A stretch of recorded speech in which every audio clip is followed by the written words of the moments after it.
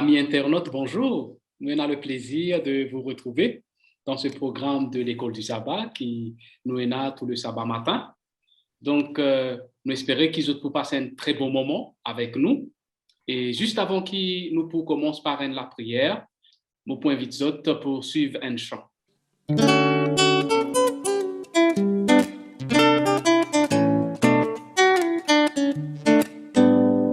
Quel ami fidèle et tendre nous avons en Jésus-Christ, toujours prêt à nous entendre, à répondre à notre cri. Il connaît nos défaillances, nos chutes de chaque jour, ses véhérences, ses exigences, et les riches en son amour. Quel ami fidèle et tendre nous avons en Jésus-Christ, toujours prêt à nous comprendre quand nous sommes en souci.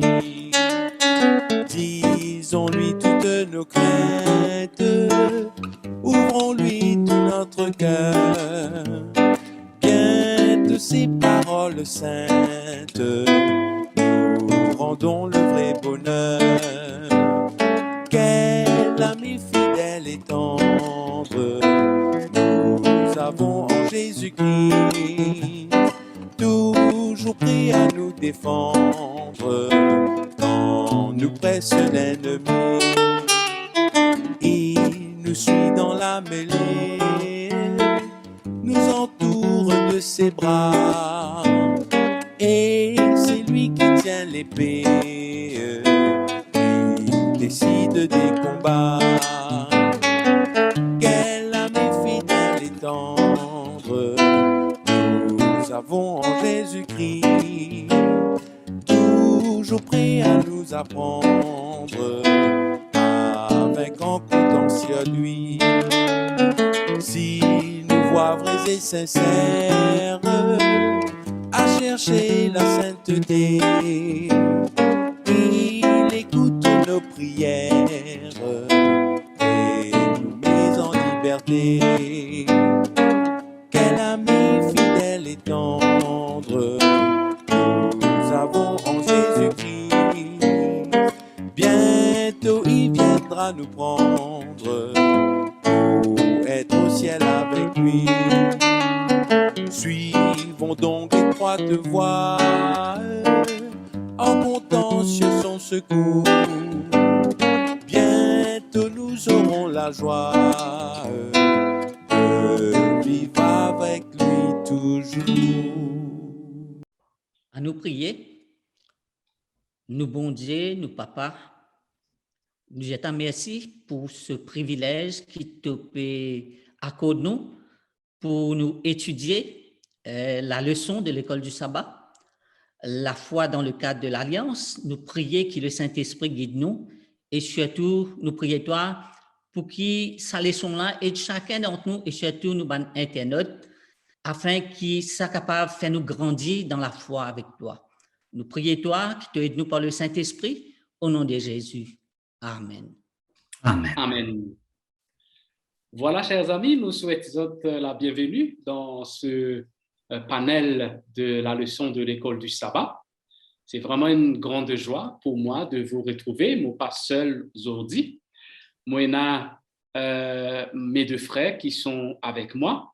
Nous avons un invité spécial qui sorti de loin. C'est, nous capables de dire, le grand-père de l'école du sabbat parce que c'est lui-même le premier responsable de l'école du sabbat dans l'océan Indien. Alors, en tant que responsable du département de l'école du sabbat, il finit faire sur les faux pour capable assister nous aussi aujourd'hui. Donc, nous avons le pasteur Rakutnandra Sanarad qui est parmi nous ce matin pour cet échange extraordinaire. Bienvenue parmi nous, pasteur. Bienvenue. Nous avons également le CFO du diocèse, l'administrateur financier de la fédération, en la personne du frère Satuda Perumal. Certainement, la plupart parmi les autres qu'on lit déjà. Bienvenue parmi nous également, frère Satuda. Donc, voilà, nous sommes presque arrivés à la fin du deuxième trimestre. Cette semaine, nous tenons une étude spéciale lors 12e leçon du trimestre et on va atterrir bientôt avec la leçon de la promesse, l'alliance éternelle de Dieu. La dernière fois, nous, bonnes sœurs, Finn, explique-nous bien la leçon du sanctuaire de la nouvelle alliance pour qu'ils nous capables de comprendre, pour qu'ils nous capables de rappeler nous la dimension relationnelle de l'amour que Dieu fit manifester envers ce peuple au milieu de nous, au milieu d'eux, et la préparation qui, eh bien, ont besoin faire pour la première venue du Messie, qui finit permettre nous également de prendre une leçon pour nous la vie alors qu'il nous prépare nous pour le retour de Jésus. La leçon de cette semaine, en revanche, peut conduire nous dans un aspect spécial sur comment vivre la foi de nos jours pour ne pas à nouveau briser cette alliance avec Dieu. Alors, chers amis, nous sommes comme des pèlerins qui ont perdu le chemin du retour.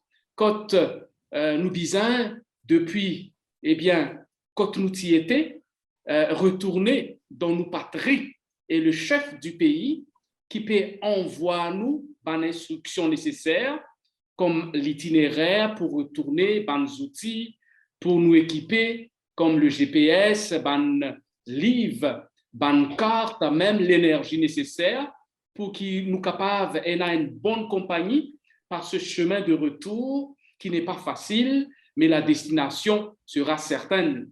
Ainsi, nous avons la carte, le GPS, même le guide qui nous ramène à la maison. Et maintenant, c'est à nous d'accepter cette offre afin d'arriver sain et sauf à la maison, car il n'y a pas d'autre issue. Eh bien, chers amis, il n'y a pas d'autre moyen pour qu'ils nous capables de parvenir à la destination dans nos patries célestes quand bon Dieu seul est dans la solution. Et en acceptant cette offre qui bon Dieu peut donner nous, chers amis, eh bien, nous avons comme outils entre nous la main la Bible. Et puis, nous avons le Saint-Esprit comme le guide. Et puis, Jésus-Christ comme le seul médiateur, celui qui est le seul à pouvoir nous ramener au Père ou au salut pour la vie éternelle. Bref, le seul sauveur. Et ce matin, j'aimerais me tourner directement à Pasteur Rad qui est avec nous pour la première question que je voudrais bien lui demander. Pourquoi, Pasteur, pourquoi, eh bien, Jésus était-il le seul à pouvoir nous ramener, nous sauver sur la croix? Merci beaucoup, Pasteur, de m'avoir donné la parole. Mais avant de répondre à cette question, permets-moi de parler un tout petit peu sur le côté alliance, parce que la leçon aussi nous parle de cela. Parce que quoi que nous fassions, notre nature humaine est pécheresse et nous sommes indignes devant la pureté de la justice de Dieu. Et en acceptant la mort de substitution de Christ pour nous par l'alliance, nous pouvons être dignes aux yeux de Dieu. Et quelle que soit la façon dont Dieu nous purifie, nous change, nous façonne à son image, nous devons toujours avoir Jésus comme notre substitut parfait. Et c'est l'essence de l'évangile et de notre grande espérance, notre espérance de l'alliance. Quelle est la place de la foi dans l'alliance éternelle? L'alliance éternelle est un engagement de Dieu à nous accorder le salut, rétablissant ainsi la relation avec lui que nous avons perdue en Éden. Et pour remplir notre rôle dans l'alliance, nous devons être justes, c'est-à-dire accomplir strictement tout ce que Dieu nous demande. Et c'est là qu'intervient la justice donnée par la foi, car par nous-mêmes, nous ne pouvons jamais devenir justes. Alors, pour répondre à ta question, pourquoi Jésus était-il le seul à pouvoir nous sauver sur la croix? Taïn, la réponse à cette question peut être divisée en 3 parties. Tout d'abord, les conditions de rédemption des pécheurs dans le contexte de la Bible, évidemment. Deuxièmement, la grande controverse, le monde des forces opposées. Et troisièmement, le résultat de la rédemption, c'est-à-dire la réconciliation avec Dieu. Alors, prenons ceci un par un. D'abord, les conditions de rédemption des pécheurs dans le contexte biblique. On dit que ce sont souvent les parents de délinquants ou de l'esclave qui paient la peine en tant que rédempteurs. Et l'expression parent rédempteur est répétée dans l'Ancien Testament, en particulier dans l'ancienne mode de vie. Nous le voyons dans l'histoire de Ruth, par exemple. Et non seulement en matière pénale, mais aussi en matière matrimoniale. Et ce parent rédempteur est fut au lieu de est si on fait référence à Ruth. La question alors, qui est digne de capable de faire cette rédemption, qui alors peut être appelé le rédempteur de l'humanité pécheresse. La première grande révélation que nous recevons est celle d'Hébreux chapitre 2, le verset 7. Disait, au nom de Jésus, à quel ange a-t-il jamais dit, tu es mon fils, aujourd'hui je t'ai engendré. Dieu n'a jamais dit à l'un de ses anges, ceci est mon fils, et désormais je suis ton père. Et il n'a jamais dit à propos d'un ange, je serai pour lui un père, et il sera un fils à moi. Et au lieu de cela, il a appelé l'homme, mon fils, donne-moi ton cœur. Mon fils, fais-moi confiance, dans le Proverbe chapitre 23, le verset 26. Et aussi, dans 1 Jean chapitre 3, le verset 1er, il nous dit, voyez à quel point le Père nous a aimés. Nous sommes appelés enfants de Dieu et nous le sommes réellement. Alors, nous sommes ses enfants. Donc, nous sommes aussi ses héritiers. Oui, héritiers de Dieu, héritiers avec le Christ, selon Romains chapitre 8, le verset 17. Taïne, cette filiation entre père et fils, parents et enfants, nous aide à comprendre également que seul un être égal à Dieu qui peut justifier ces créatures, mais pas des créatures comme elles-mêmes, ni des anges. Et sinon, la lourde peine occasionnée par la violence de la loi ne pourra pas être réparée. Il fallait bien donc que ce soit Jésus qui accomplissait cette mission. Et c'est pourquoi, en toute chose, il devait être rendu semblable à ses frères pour faire l'expiation pour les péchés du peuple. Et Dieu nous a acceptés comme ses enfants et Jésus nous a acceptés comme ses frères. Alors, il est devenu notre frère. Et par conséquent, lui seul en tant que frère est le seul rédempteur. Les anges ou autres êtres qui n'ont pas le même statut que nous ne peuvent prendre cette place. Et cela doit être fait par ceux qui sont frères et peuvent devenir des hommes comme nous. Et seule une personne qui est égale à Dieu, qui a la vie en elle, peut payer la sanction. Très intéressant. Donc, Comrade nous a parlé de ces conditions de rédemption des pécheurs dans le contexte de la Bible. Je souhaiterais, Rad, que nous puissions approfondir un peu plus, parce que nous savons bien que l'homme a chuté, et avec l'introduction du péché qui commençait depuis le ciel, comment pouvons-nous comprendre donc cet aspect que seulement Jésus peut nous sauver exclusivement dans le contexte de la grande controverse? Oui, allez-y, Satuda. Donc, Jésus intervenir parce que l'homme est impossible pour libérer lui-même. Ça, c'est un premier point.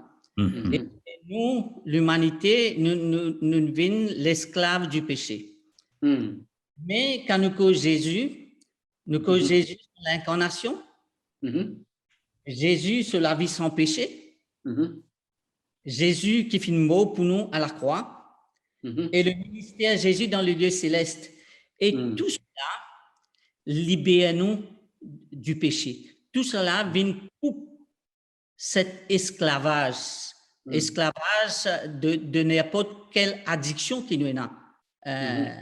Donc, c'est pourquoi Jésus lui dit, et aussi, quand nous trouvons le sacrifice que Jésus fait faire, quand nous lisons dans Apocalypse, le chapitre 4 et le chapitre 5, nous trouvons comment le sacrifice de Jésus a été agréé et c'est lui seul qui est digne.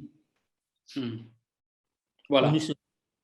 Merci, Satyuda. Je suppose que Rad voulait aussi rajouter dans ce cadre de controverse, justement, de la grande controversie.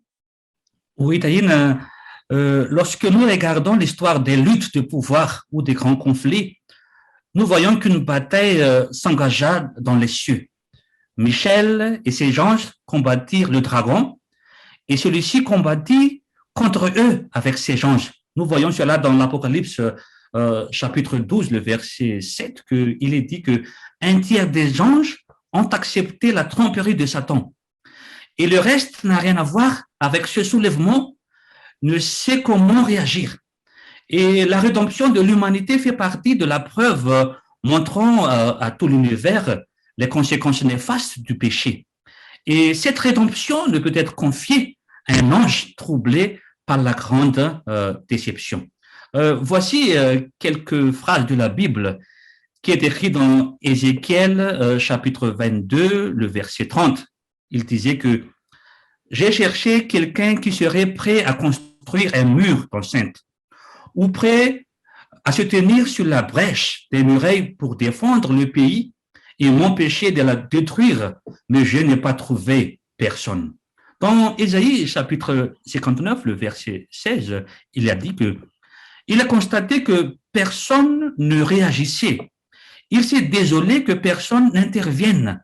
Alors, il a décidé d'y mettre la main lui-même. Sa justice lui en a donné la force.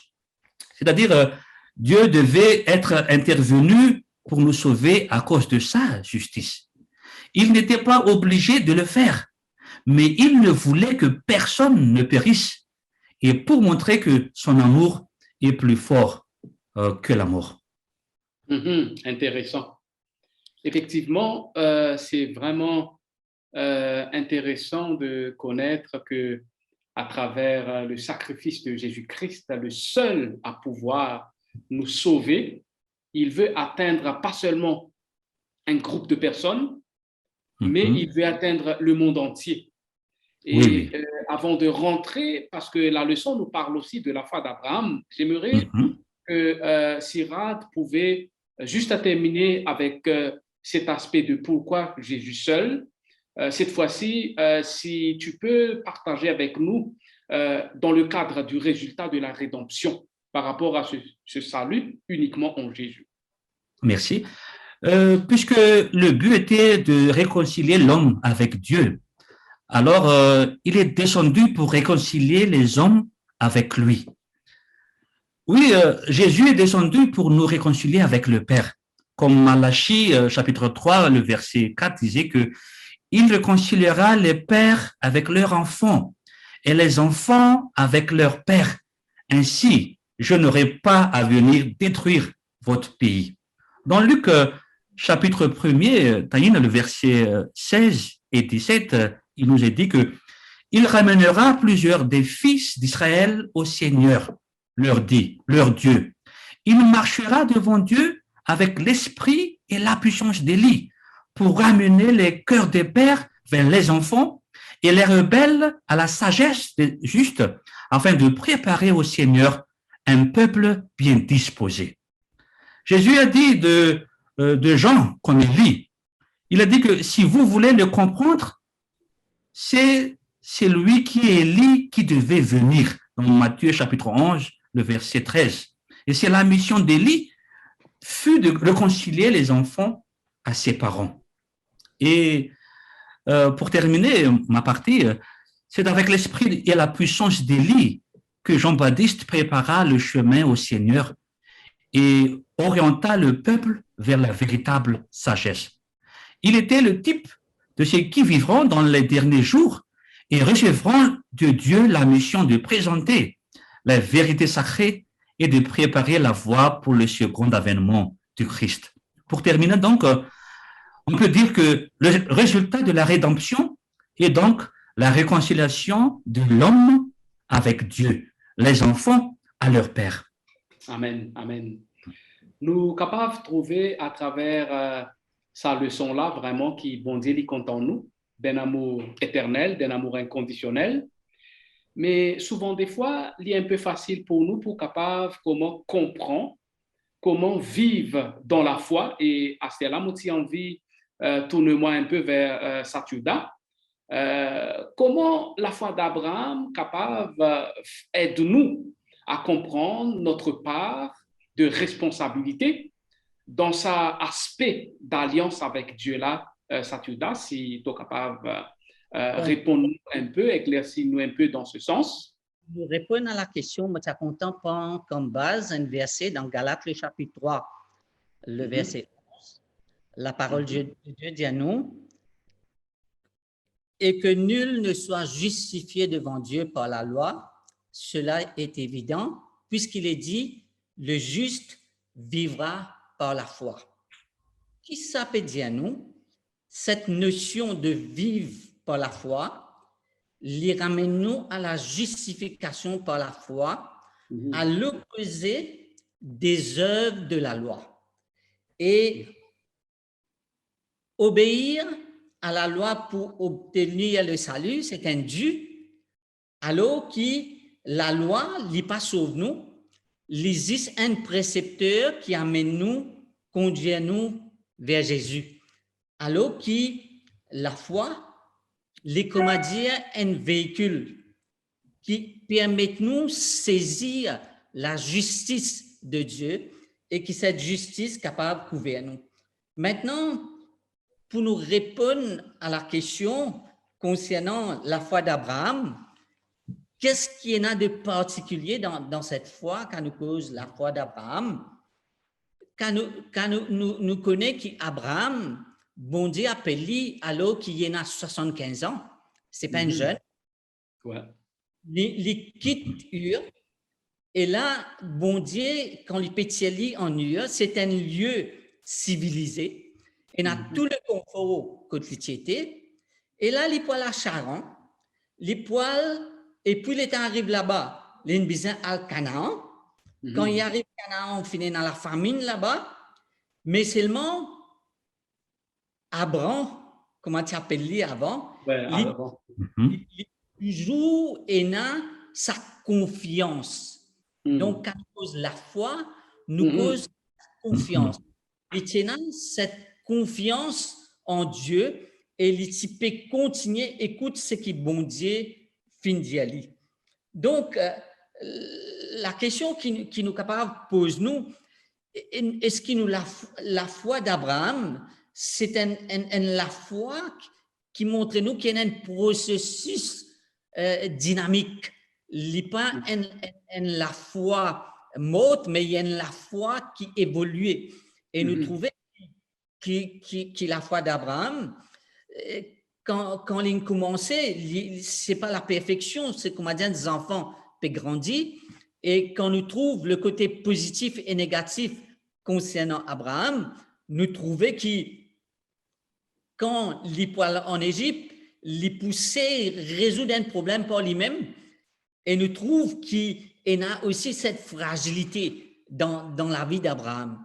Et puis, nous connaissons aussi qu'il arrive un moment qui, biologiquement, il trouvait qu'il sont madame une vieille, lui aussi une vieille, et tout ce que la science est capable de montrer nous, qu'il est impossible pour capable gagner ses enfants qui bon Dieu nous promettent. Et là, sorry, moi interromps-toi justement, Saturda, quand on peut causer justement de sa fragilité, sa limite. Comment est-ce qu'on est capable de vivre par la foi justement? Comment nous sommes capables de comprendre ça mot-là, le juste vivra par la foi? En même temps, nous avons un commentaire de ceux qui peuvent suivre nous, leur Internet. Nous apprécions bien votre participation.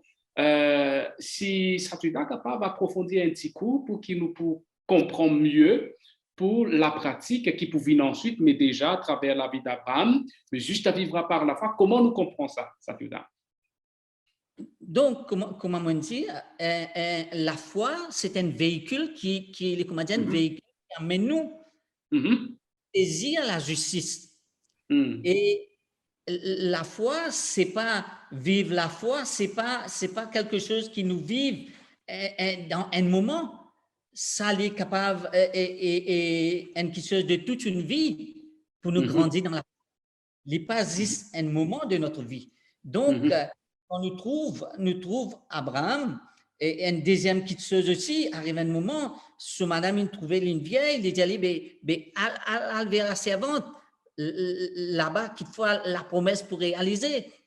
Mais Dieu, pour continuer cause avec lui, et c'est à l'âge de 99 ans, Abraham, pour faire la circoncision, et nous trouver à cet âge, et bon Dieu pour changer le nom, Abraham, pour faire les Abraham, Abraham, et là, c'est le père de toutes les nations, et nous trouver qui Abraham, sur la foi, il y a la foi pour évoluer, et nous trouver et puis finalement Sarah pour enfanter, les pour gagner Isaac, donc l'enfant de la promesse, mais l'apogée de la foi d'Abraham, c'est quand bon Dieu pour dire prends tes enfants, tes uniques, enfants qui de la promesse, amène sur le mont Morija, et là-bas, tu pour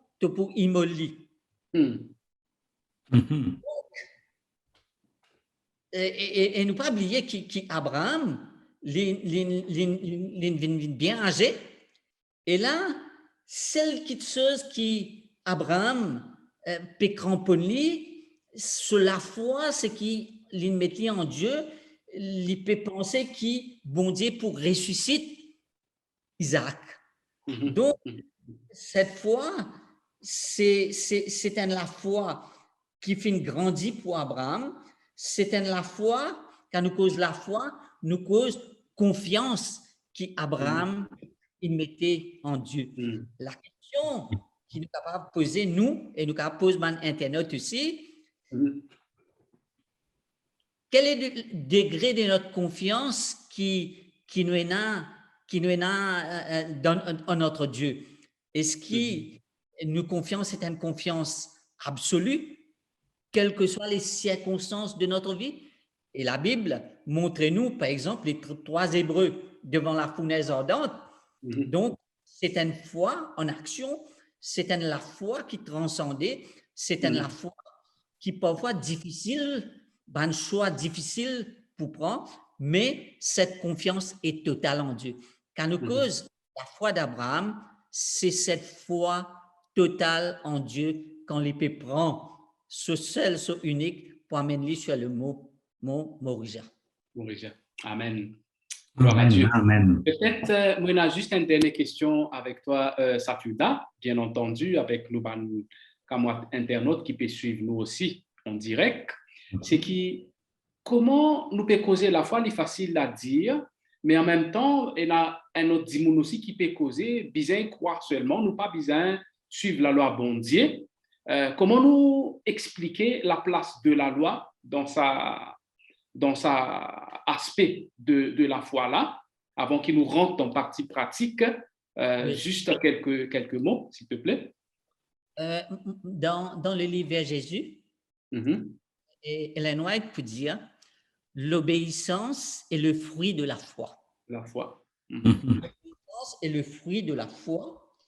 Et la foi, il n'est pas une la foi parfaite. C'est quand nous trouvons dans Genèse, le chapitre 5, le verset 6, la parole de Dieu dit à nous, et que nul ne soit justifié devant Dieu par la loi, cela est évident puisque le juste vivra par la foi. Et puis, Paul propose cette foi, cette justice imputée. C'est-à-dire, c'est bon Dieu qui donne nous ça. C'est le cadeau. bon Dieu de nous, et c'est la grâce de Dieu. Hein? Donc, nous pouvons marcher avec bon Dieu, avec peut-être une bonne fragilité, mais seulement nous regardons, nous focalisons, nous la foi au Dieu, et qui nous met toute nos confiance dans Dieu, et ça, bon Dieu, à ce moment, il couvre nous par sa justice. Quand nous trouvons la foi d'Abraham, maintenant, qui nous trouvait concernant les œuvres d'Abraham? Arrive un moment, Abraham, sur la foi, permet-lui accepter pour prendre ce garçon pour aller sur le mont Morija. Donc, c'est cette foi vivante. Hein? Donc, quand nous cause la foi morte, et je crois que dans Jacques, il dit à nous, la foi sont les œuvres mortes. C'est ça même. La foi sont les œuvres mortes. Donc, nous, la foi, vient produire les œuvres. OK? L'obéissance est un résultat de notre connexion avec Dieu. L'obéissance est le résultat de notre salut. L'obéissance, ce n'est pas le moyen pour obtenir le salut. Et nous trouver que c'est cette foi en Dieu, cette confiance en Dieu qui fait toute la différence dans nos vies. Amen, amen. Amen. Alors, Amen. maintenant, pour rentrer justement dans la partie pratique, avant qu'il me demande pour dire avec une phrase ou deux phrases, comment nous capables de vivre dans la promesse divine dans notre quotidien. Moi, j'ai envie juste partager quelques aspects dans Galates chapitre 3, verset 11, c'est le verset de base qui nous dit à la deuxième partie, le juste vivra par la foi. Alors, premièrement, nous disons ne pas laisser nous submerger par un événement, envahir notre foi, notre confiance en Dieu par les événements. Justement, la signification de vivre, les justes vivra par la foi. Dans 2 Corinthiens, chapitre 5, verset 7, la Bible dit à nous, car nous marchons par la foi et non par la vue. Autour de nous, il y a beaucoup de choses difficiles, nous vivons dans un monde chaotique, si vous voulez. Donc, nous disons vraiment, il y a cette foi, cette vue par la foi. Focalise-nous seulement sur Jésus, parce que sans la foi, nous ne sommes pas capables d'accrocher-nous à toutes les multiples promesses de Dieu. Donc, voilà, premièrement, nous disons pas guetter les événements par la vue, mais par la foi. Deuxièmement, pour que nous soyons capables de vivre dans la promesse de Dieu dans nos quotidiens, nous disons, comprendre que la valeur de la promesse ne dépend pas de celui qui la reçoit, mais de celui qui la donne. Quand ça, promesse-là, une sortie. Nous avons un bon Dieu qui a toute connaissance, qui a toute puissance, qui est capable d'être présent partout. Et à travers cela, comme il y a une promesse dans Psaume 130, verset 5, qui affiche ça, si c'est possible. Donc voilà, Psaume 130, le verset 5, la parole bon Dieu dit à nous, « J'espère en l'Éternel, mon âme espère et j'attends sa promesse. » Comment tous les jours, si nous sommes capables de vivre comme ça, chers amis, internautes, si nous attendons à chaque pas de notre vie la promesse de Dieu, il y a une promesse extraordinaire, par exemple, encore dans Ésaïe, chapitre 40, le verset 29 à 31, quand la Bible dit à nous, il donne de la force à celui qui est fatigué. Les adolescents se fatiguent et se lassent, et les jeunes hommes chancellent. Mais ceux qui se confient en l'Éternel renouvellent leur force, ils prennent le vol comme les aigles, ils courent et ne se lassent point, ils marchent et ne se fatiguent point. J'ai envie de terminer par une illustration d'une histoire qui s'intitule « La chaise vide ». Alors, il y avait un jour un homme qui ne savait pas prier. Un beau jour, alors qu'il était vieux et malade, allongé dans son lit, sa fille invita le pasteur de son église à venir lui rendre visite. Le pasteur arriva et voir le vieillard allongé sur son lit, sa tête soulevée par des oreillers, et il y avait une chaise vide à côté de son lit. Le pasteur pensait que le vieil homme était au courant de sa visite. Et il va lui dire, « J'imagine que vous m'aviez attendu. » Mais non, lui a parlé le vieillard. Le pasteur lui répondit, « J'ai vu une chaise vide, alors j'en ai déduit que vous saviez que j'allais venir. Ah oui, la chaise vide, dit l'homme, le vieillard. Et voilà ce qu'il va dire. Pouvez-vous fermer la porte, s'il vous plaît? Le pasteur était un peu gêné, mais il va fermer la porte.